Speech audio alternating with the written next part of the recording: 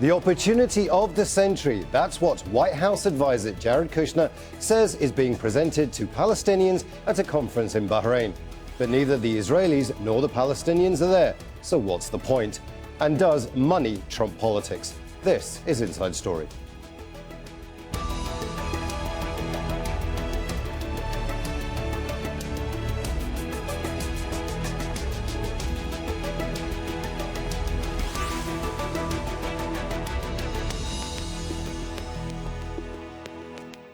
Hello and welcome to the program. I'm Imran Khan. Washington's plan to end decades of conflict between the Israelis and the Palestinians has been dubbed the deal of the century. Although most of the details are still under wraps, President Donald Trump is pushing prosperity as the first step towards peace. His son-in-law and senior White House advisor Jared Kushner unveiled the economic part of the proposal at a two-day conference in Bahrain on Tuesday. Kushner wants wealthy Gulf Arab nations and business leaders to invest $50 billion in the Palestinian territory, Jordan, Egypt and Lebanon. The aim is to build projects and create jobs. The political part of the plan is expected to be revealed after the Israeli elections in September. My direct message to the Palestinian people is that despite what those who have let you down in the past tell you, President Trump and America have not given up on you. This workshop is for you. The vision we developed and released, if executed correctly, will lead to a better future for the Palestinian people, a future of dignity, prosperity, and opportunity. No Israeli official has been invited to the conference, and Palestinians are boycotting the event. They say they won't talk business without a political solution first. We'll bring in our guests in a moment, but first, Rob Matheson reports from Gaza, where people have been protesting against the US plan. When Jared Kushner made his opening remarks at the start of the Bahrain conference on Tuesday, he said the political issues involved in the conflict between the Israelis and the Palestinians would be discussed at the right time. Well, as far as these protesters in Gaza are concerned, this is the right time. There's no question that Gaza needs investment. There are 2 million people here and 52% of them are unemployed. The United Nations says it's helping to provide food aid to 1 million people, and the infrastructure is in bad need of rebuilding. But the people in Gaza also say that the economic element of the US plan is an attempt to distract them from their political demands. They want a right to return to land that they say is theirs. They want a lifting of controls and restrictions that have been imposed mainly by Israelis on trade and movement in and around Gaza. Now, the Israelis say that those restrictions are necessary to stop weapons coming into Gaza, which could be used against Israelis. But the Gazans say those restrictions also prevent Gaza's economy from expanding. Now, these people today say that it is vitally important that there is a political solution first before anyone starts talking about the money.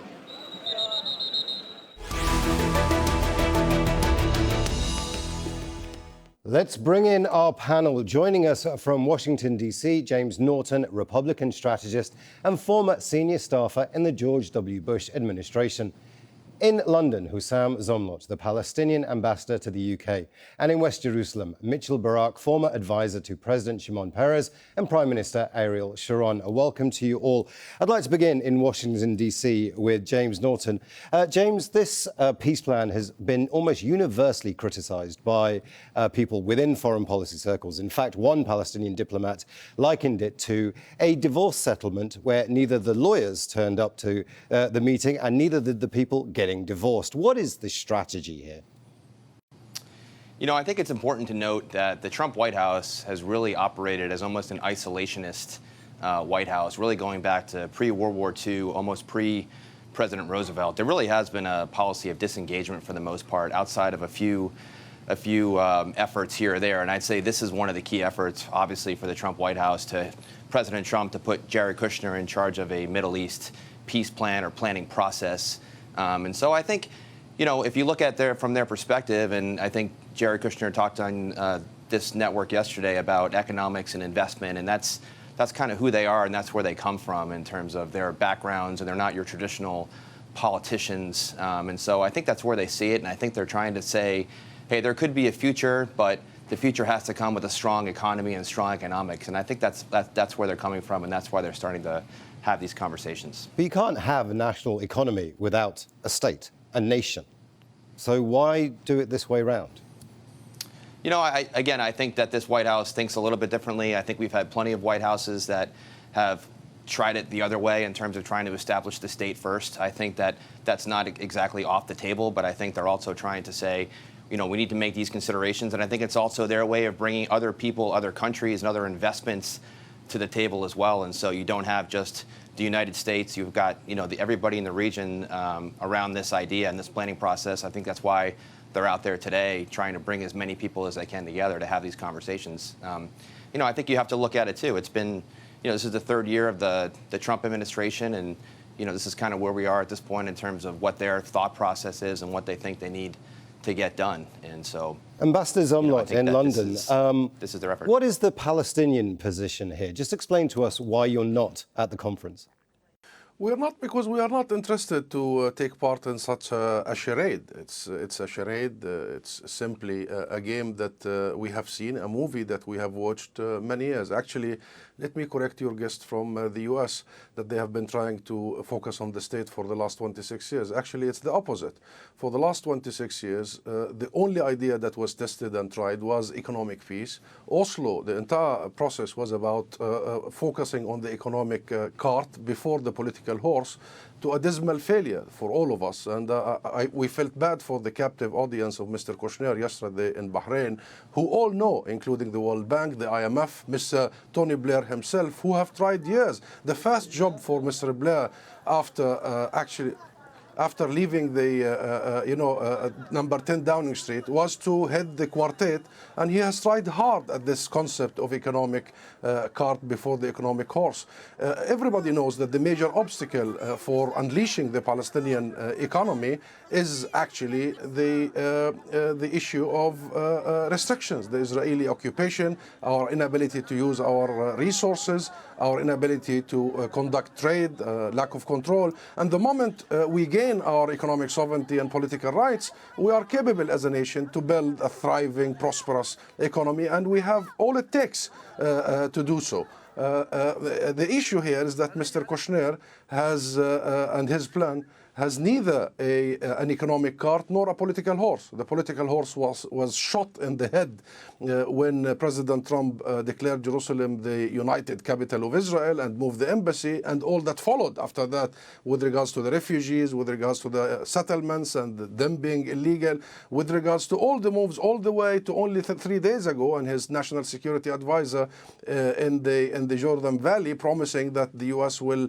endorse Israel's control of the Jordan Valley and annexation, which is, by the way, the strategic reservoir of Palestine. And now he talks about an economic cart that doesn't exist. It's really an exaggerated numbers. Nobody knows where this money come from, where it's going to go. And, you know, Mr. Kushner himself has been really sadist over the last few months and years, cutting the entire U.S. aid from or to the Palestinian people, including to hospitals and schools, education, to UNRWA, the UN agency that caters for the Palestinian refugees. And by the way, that would have caused a catastrophe in Palestine, because more than 500,000 Palestinian children are educated by UNRWA, thanks to the world, by the way, for footing the bill and compensating that and sustaining UNRWA to do its absolutely crucial task. And by the way, today there is the more important workshop conference in New York for mobilizing assistance to UNRWA. Therefore, even his economic plans are not convincing, they are not real. And the only question for us is, what is the intention behind all this? And we believe the Manama show is only about one last request by Netanyahu in the election season, which is the Arab-Israeli normalization of relationship in absence of a political solution. Very strong words there from the ambassador in London. Let me bring you in, Mitchell Barak in West Jerusalem. This is almost a gift, isn't it, to the Netanyahu government? If Ambassador Zomlot is right, it's an election gift. It's giving Netanyahu a way of saying, well, here's another deal that the Palestinians have rejected. We're trying our hardest. No, because nobody planned this election. So, you know, this has been going on since the last election for over a year. I'd like to ask the ambassador, what's the risk if you just try it? Why don't you try and just say yes and say, let's take the $50 billion. Let's try and rehabilitate Gaza and the West Bank. And let's try and create an economy for ourselves and get some outside investment. They brought some really, really serious people out to Bahrain. A lot of very, very serious American business people, a lot of people that were ready to invest. I think, first of all, the most significant thing that's being missed by everyone is something that Sharon, Prime Minister Sharon, did, which had not been done by Israel and has certainly not been done by the United States yet, and is very respected and should be respected by both the Palestinians and the Arab world, and that is sending his own family to try and solve these problems, to negotiate on diplomatic missions. Meaning Ariel Sharon sent his son Omri to meet with Arafat in those days, to meet with the Palestinians, and they very much respected the fact that he wasn't sending an envoy, just some, foreign ministry bureaucrat. And I think the same can be said for President Trump and for Jared Kushner. You can criticize Jared Kushner's plan. You can say he doesn't have diplomatic experience. But the fact of the matter is, he is basically flesh and blood of President Trump. He is family. And when family comes and negotiates on behalf of the President of the United States in the Arab world, you should take that very seriously. And they've come up with some new initiatives. Let's be that haven't absolutely been honest. done Family before. negotiating is not a substitute for the right people, the most knowledgeable people, the best people for the job to negotiate. Surely, you're not saying that. Well, because we've listed No, it's a start. It's a start, and that's how. And James may tell you that's how you get things done in the White House. You want to get something done in the White House? Find a way to Jared Kushner. Okay, he's really running the show there. So here you have someone who has direct access to the president, both during business hours and after business hours, and he's taking this as to spearhead it. Why don't you take advantage of that? Why don't you take advantage of the fact that instead of looking at a negative that President Trump declared Jerusalem as the capital, recognized Israeli sovereignty over the Golan Heights, say, well, he's already given them that. Now, what do the Israelis have to give up for that? Or what are we getting for that as the Palestinians? Ambassador Zomlot, what do the Israelis have to give up for that? Surely the simple answer is a Palestinian nation state, right? Surely. Yeah, thank you, Imran. And, I was the ambassador to Washington, and I have dealt with Jared Kushner and Greenblatt and all the White House staff for a year and a half. We met them many, many times. My president met President Trump 4 times in a very short period of time, by the way. We engaged at the highest level. And if your guest from Israel go back to the record, I was on the record in the U.S. media saying that, Kushner being part of the family might not be bad news. We need somebody who's close to the president. We have engaged at the highest level. We were transparent, positive, hopeful, engaging. I myself arrived to Washington to engage the Trump administration at the instruction of the president at the very highest level. And in fact, I had to prepare immediately for the arrival of President Abbas to Washington shortly after I arrived, which was May 2017. And every meeting, President Trump agreed with my president on every major point, including a 2-state solution in the 1967 borders, including the Arab Peace Initiative and normalization after a political solution, including the issue of Israel has to abide by certain rules. However, all this started to happen because this has nothing to do with policy or international resolutions or the long-held U.S. Policy. This has to do with personal favors, personal interests, and personal ideologies. And let me start with the last. Personal ideologies. He might be, that is Jared Kushner, the son-in-law of the president, but he is also somebody who is historically known for his relationship with Netanyahu. Netanyahu keeps bragging about sleeping in the bed of Kushner when Kushner was a child. We know the history of the Kushners and the Netanyahus for the last 30, 40 years. We know the history of Friedman, the ambassador to Israel, and he is directly involved, implicated in the illegal settlement enterprise. He is bragging and happy about his contribution to the settlements. And Greenblatt, his own siblings now and his own sons are living in an Israeli illegal settlement inside the West Bank. And go back to the vested sort of favors. This is about Netanyahu helping Trump in the American election via Sheldon Adelson. We know that. And this is about Trump helping Netanyahu in the Israeli elections. In this whole game of deceit we are witnessing, we are not interested to waste our time. We are not interested. Well, let to me engage bring in for let the me sake bring of in James engaging. Norton here from Washington D.C. Just a second, Ambassador. Let me bring in James Norton here from Washington D.C. Here you have a strategy that suggests money is important. The Palestinian economy is important, but this isn't US money. This is money coming from the Gulf states, from the Arab states. So this isn't the US putting up their own money. This is encouraging investments and normalizing relations between the Arab world and the Israeli world at the cost of the plight of the Palestinians. Is that an accurate way of describing it? Well, I don't think so. I mean, I don't think the United States necessarily said they're not going to invest their own money. I think certainly the United States has a long history of investing money across the globe in any area that needed economic development. Again, I'll go back to World War II and the Marshall Plan and rebuilding Europe and the billions of dollars the United States invested there to rebuild a region that was obviously decimated after the war. I think that the United States, the White House, the Congress would look at this if there was some sort of a framework of a deal that ends up coming into place in terms of the economy. I think that you could see some investment, some foreign investment, some foreign ops money coming from the U.S. if there was, in fact, agreements from other states in the region. You know, again, I think that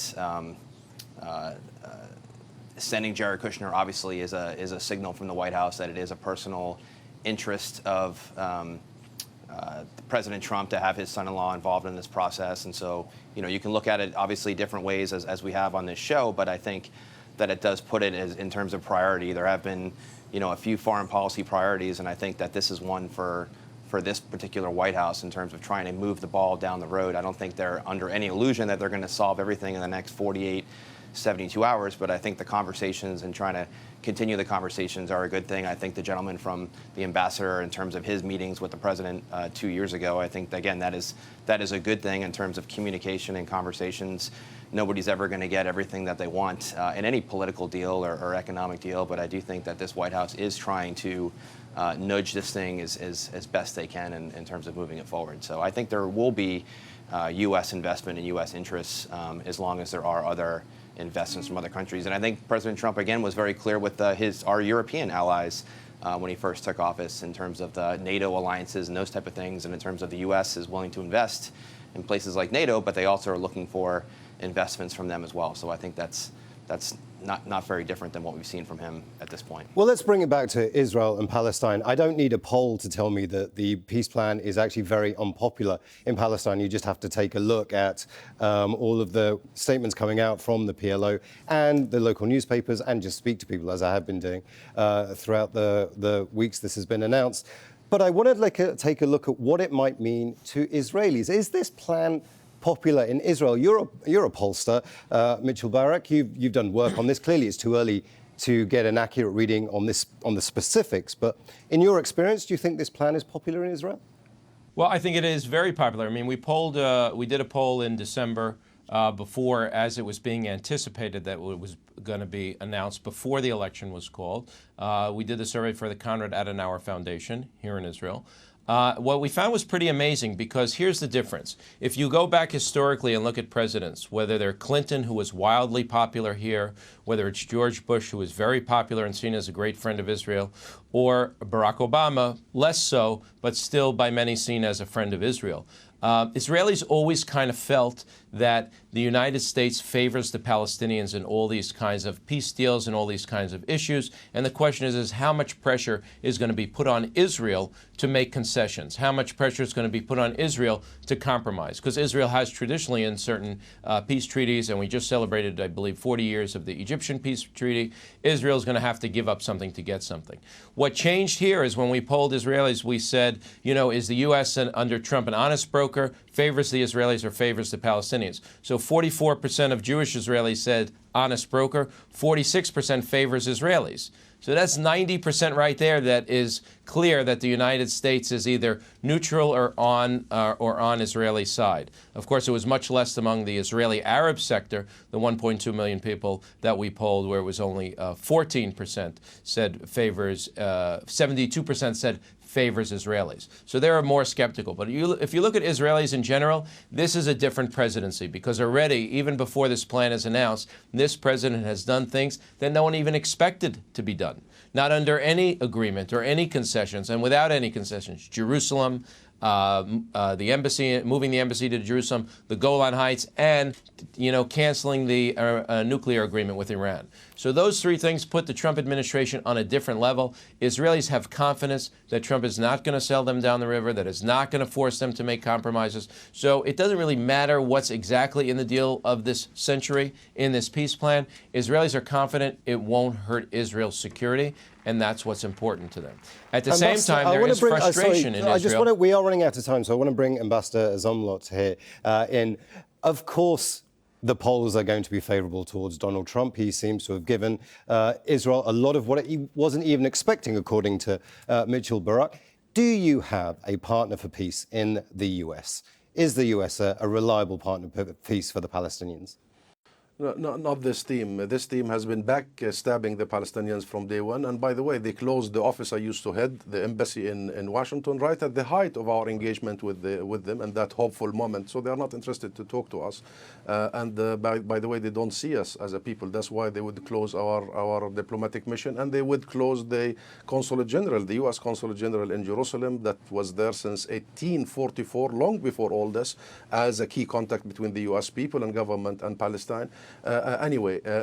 Doing all that, closing our embassy, the U.S. consulate, giving Israel Jerusalem, refugees, settlements all of a sudden are not illegal and not an obstacle. The issue of borders, giving them the Golan Heights, and only 3 days ago, the national security, Bolton was in the Jordan Valley telling Netanyahu they would endorse his control of the strategic reservoir, the most important fertile area that we rely on to build our state. And then they tell you the Israelis are happy now, we can make peace. What peace? There's nothing left for us, and it's all about keep feeding the Netanyahu's grocery list, if you may, for actually winning elections. That's all about it. And we wonder, maybe Netanyahu is running out actually of items from the Palestinian pockets. He took everything in advance from Trump. Perhaps for the people meeting in Bahrain, maybe, and I'm not joking here, Netanyahu will seek now some sort of a control of Bahrain as an early warning site or something, because that will help him in the elections. Now, I'm not being very serious here, but this is an example of how things are going in this relationship between Netanyahu and Trump and his team, and we Palestinians have to accept and have to engage at any cost. No, we know we can build a thriving economy. We know we have all it takes to do so. By the way, we have one of the most educated, youthful society in the world. We have the highest PhD per capita graduates. Only last week, I brought here to the UK 16 entrepreneurs, startups. They made shockwaves in the UK wherever they went with their innovation, ability, smart ideas in the business. We don't lack the human capital. We don't lack the natural resources. We have one of the most Sorry, Ambassador, I am going to have to cut you off here because we are running out of time. And therefore, I do want to just bring in... sentence, we don't need Kushner to give us a business plan. We need him to just end this occupation and leave our business and economy to ourselves. There you go. That was one of the questions. I want to bring in very quickly, we are running out of time, James Norton in Washington, D.C. The Israelis are very happy with this plan. Clearly, the Palestinians aren't even buying in. Surely it's time for the US to go back to the drawing board and say this isn't working.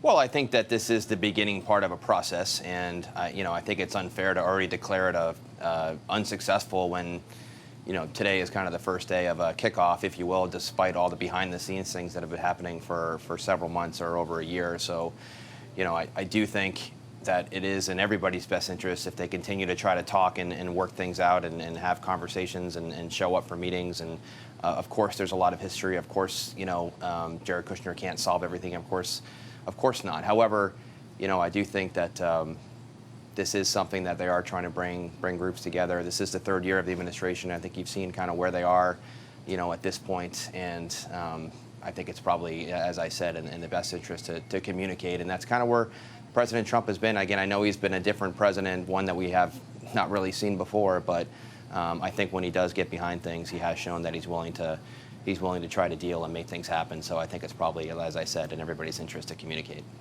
Thank you very much, gentlemen, for a very spirited discussion.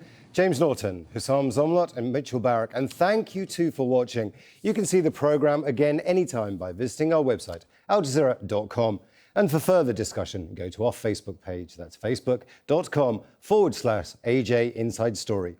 And you can also join the conversation on Twitter. Our handle is @AJ Inside Story. From me, Imran Khan, and the entire team here in Doha, bye for now.